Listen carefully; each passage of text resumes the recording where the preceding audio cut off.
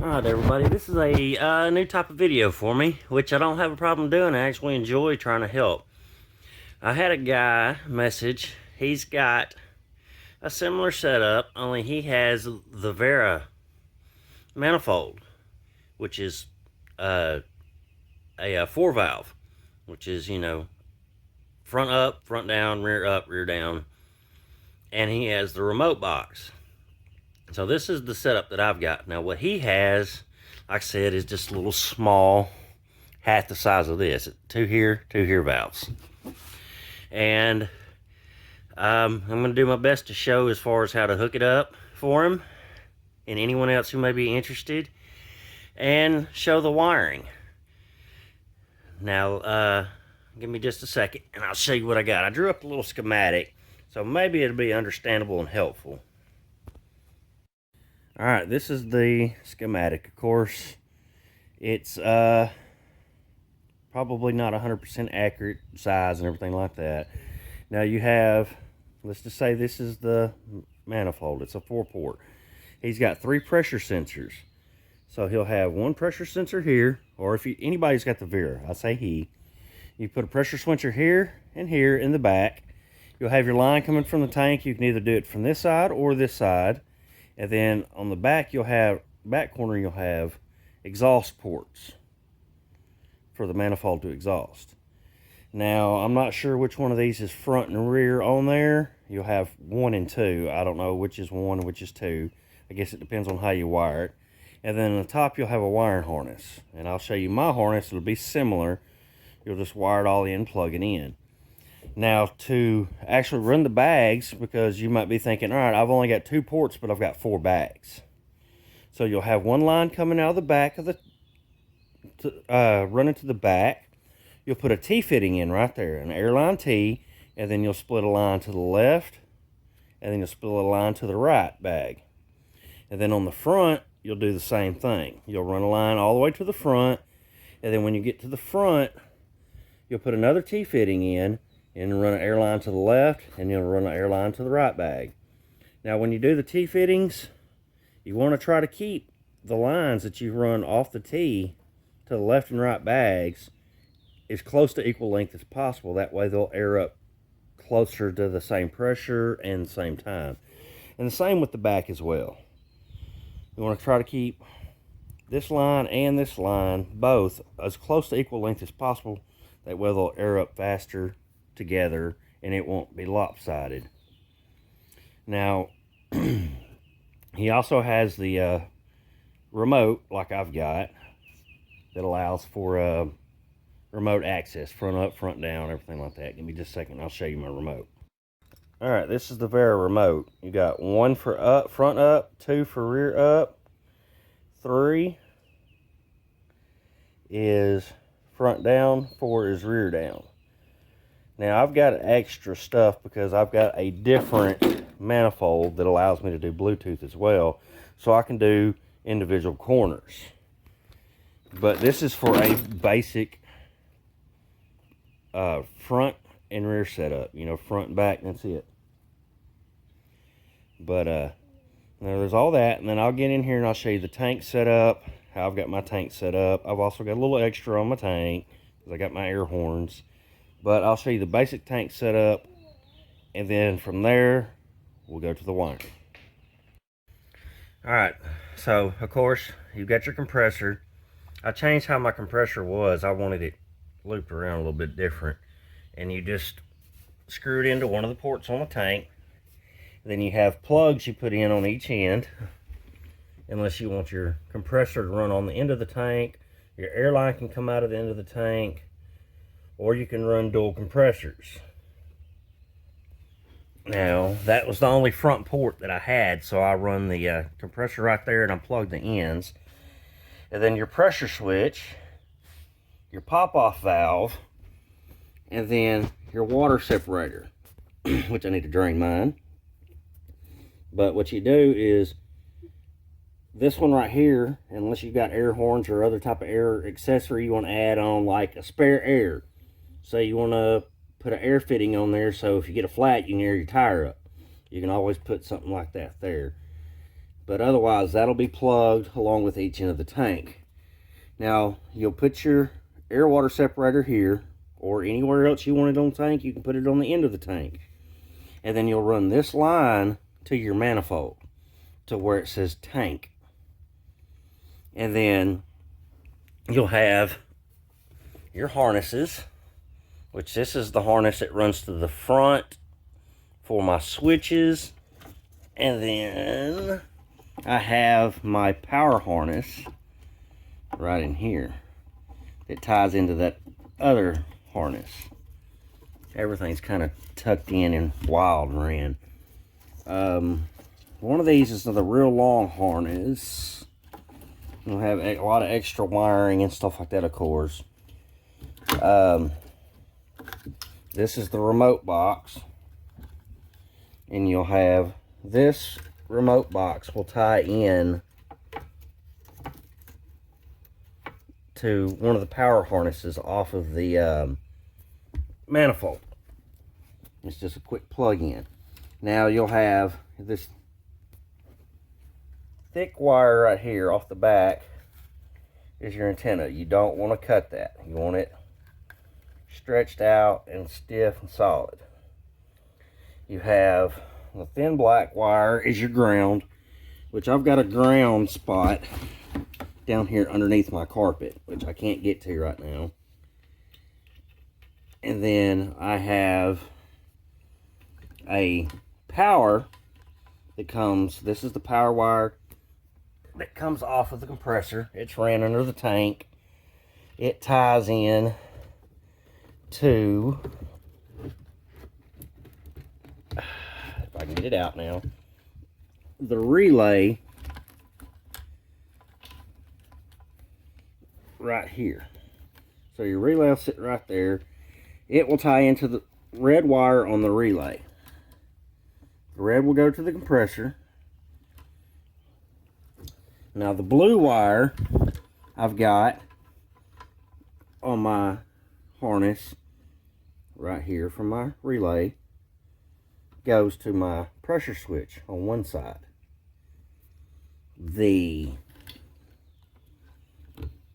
Let's see.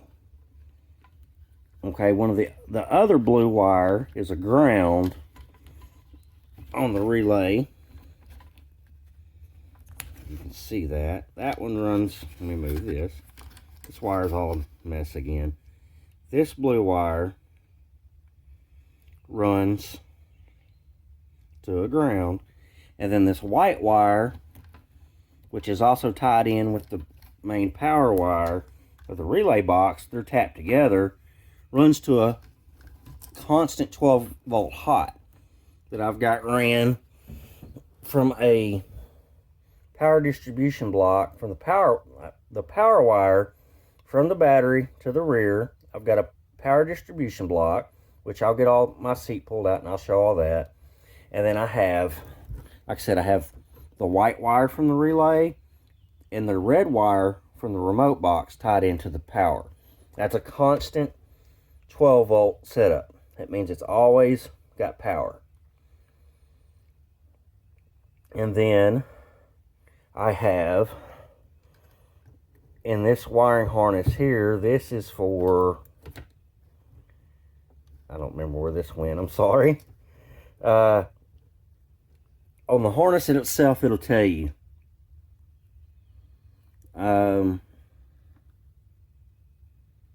Ignition. Like this little thin wire right here is ignition. And then this red wire here is ran all the way to the front to my ignition switch. So that powers to here and here are both powered from my ignition switch for when I turn the key on, then it'll allow the compressor and everything else to come on. That might be a little bit confusing, of course. And then also you have in your main wiring harness, you'll have a wire with a big eyelet, big round eyelet loop. That will also be a ground. So you'll want to find all your grounds, get them tied in together. And like I said, I put mine back here in the back. And then I run all my power wires to a distribution block, my constant 12 volts, which was one right here, which ran to the relay. I have a constant 12 running from the relay to the distribution block.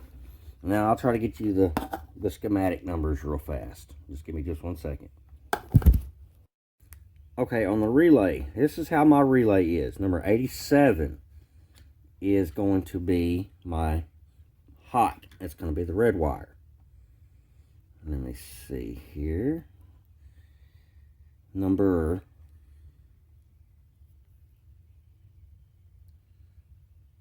86 is going to be my blue wire that runs from this to the pressure switch. It's going to be the power for the compressor. Now the other blue, which is 85 in mine, is going to be the ground, and then that 87A is going to be the 12 volt constant. So it'll look like that, but there's the numbers. 87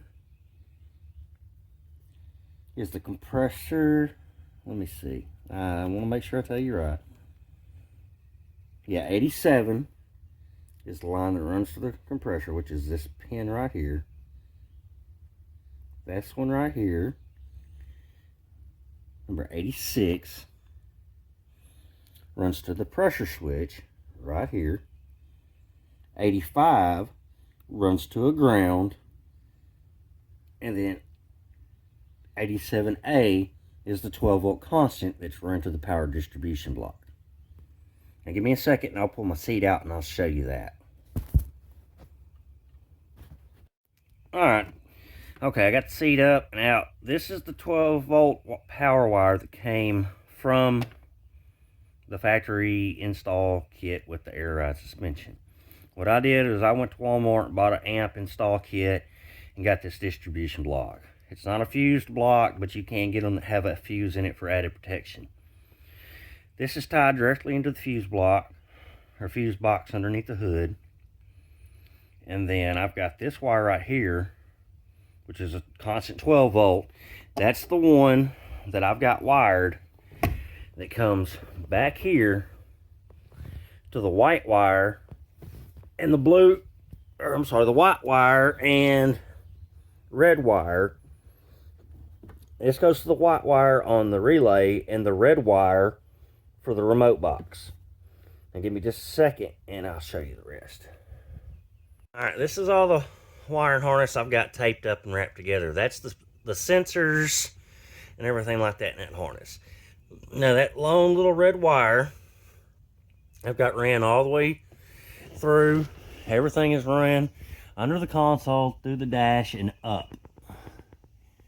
And it is tied in underneath my steering wheel, that red wire is, to the yellow ignition switch wire. So I'll show you where that wire goes from back here. It goes back here. And that's the wire that taps in right here. That is the 12 volt ignition. And then on your wiring harness, you'll have a lot of long wire like that. And then you'll have one that'll tell you it's, you'll have a couple of them that are ground. Let me get situated here. They'll tell you what they are. Ground. And then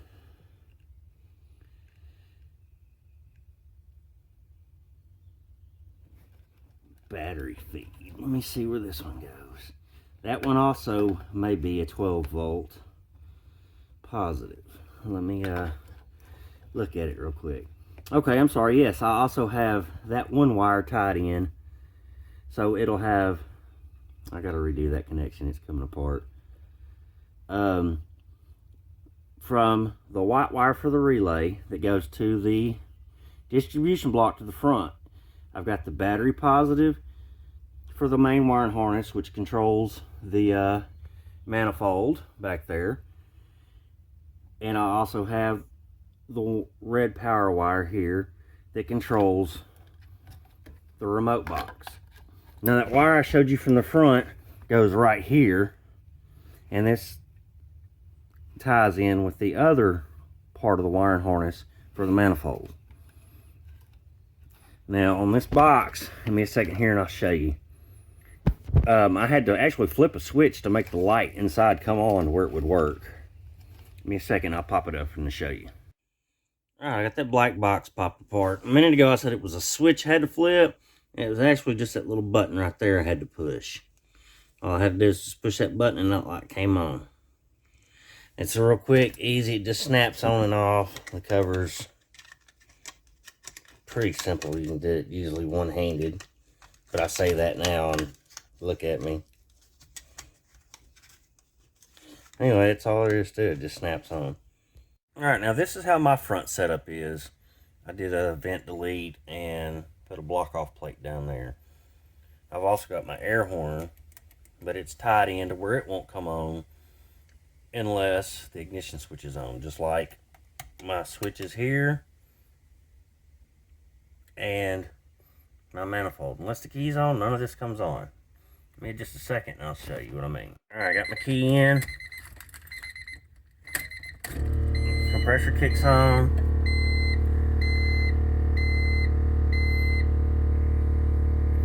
And that's all my settings. And of course, but as soon as the key goes off, it cuts power to all that. That way, I had power cut to all that.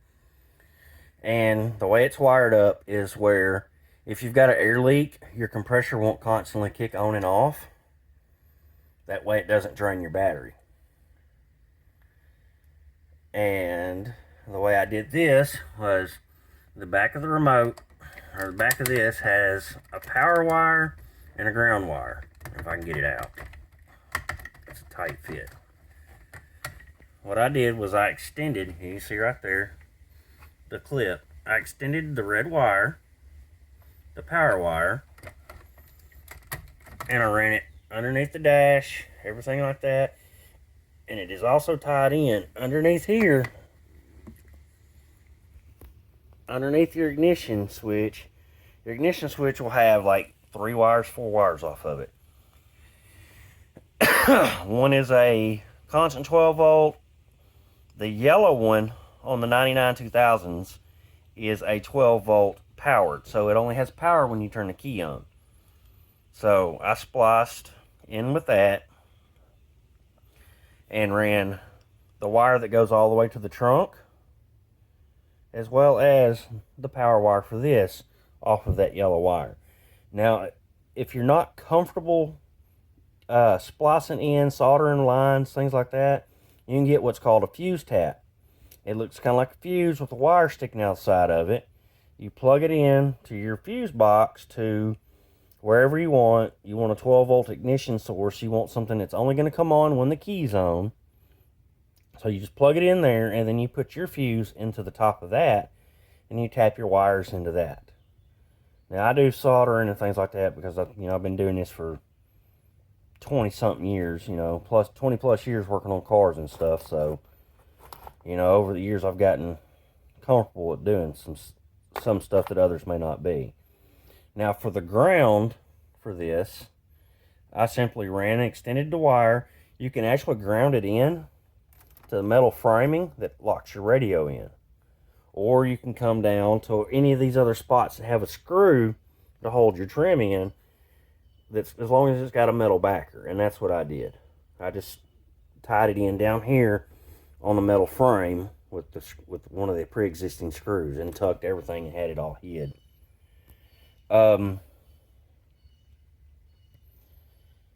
Let's see here. Give me a second and I'll try to get this radio trim piece out so I can show you the wiring on the back of the switches. And I'll see if also I can find the PDF that Vera sent me to include. That way you've got the switch colors wired correctly. So give me just a second and I'll try to pop all this out and I'll show you. This one right here I have for my front. This is my rear. One, the up, down.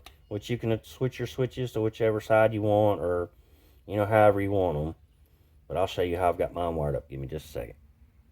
All right, the switch wiring that you see right there, the purple and the green, and the yellow, and you can barely see it, but it's blue. That's part of that long harness that runs all the way to the back to the manifold.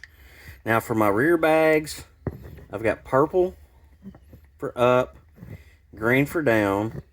For my front, it is the blue for up and yellow for down. And then you have that little red pigtail jumper harness thing that they give you, which I put a splice in to make that wire longer. Well, it'll run all the way up here to the back of my screen for the controller itself, the digital controller. And of course you have each one of those plugs that are the pressure sensors. And then of course there's my long ground that I extended as well. So I mean, it's pretty easy. I mean, it can be confusing. I know it took me a little bit of time. I spent several days going over the wiring and everything like that before I put everything together. But it's doable. And you know, sometimes it'll take time to get it the way you want it. I mean, I think I changed this setup right here like 3 different times. Originally I had it mounted down there, and then I changed it. But it's doable. The wiring is not as difficult as it looks. But hopefully this video helped out. And if you got any more questions or anything like that, I'll be more than glad to help. I got everything back in there, of course. And like I said, it's not difficult. The wiring is not that hard. It's really, you hook up a couple powers to a constant 12 volt. You hook up the other 2 power wires, I believe it is, to a 12 volt ignition.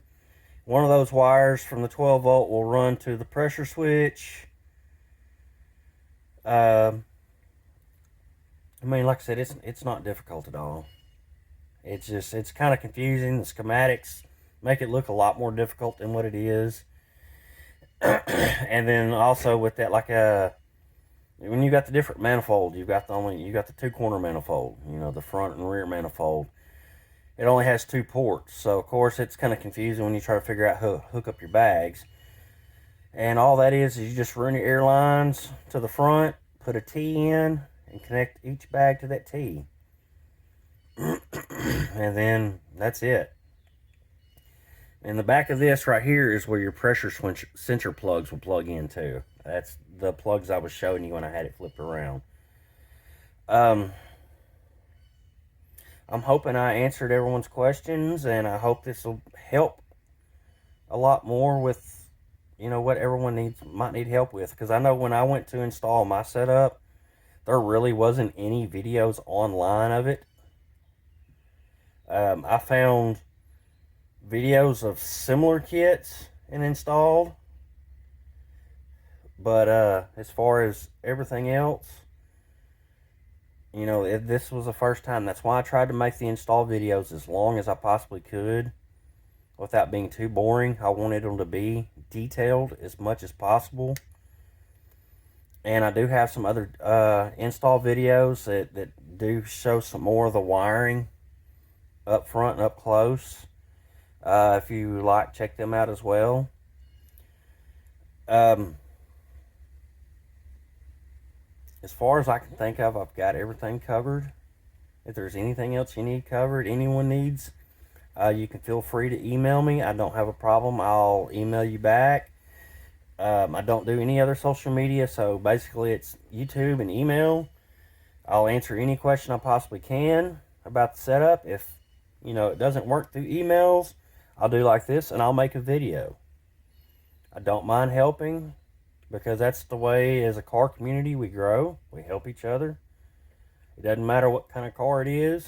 If I can help, I'll help.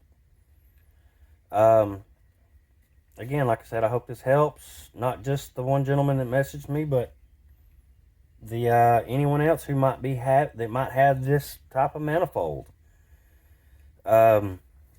I appreciate the time you took to watch the video, the questions, the time that you took to email me, and the amount of times you took to respond and everything like that. Try to help out. Hopefully this video will be detailed enough to help with everything that you need. And like I said, if there's any more questions, anything like that, email me. I'll have my email in the description for anyone else who's interested. And I hope you'll like, comment, and subscribe for me. Thank you very much, and I hope you have a great day.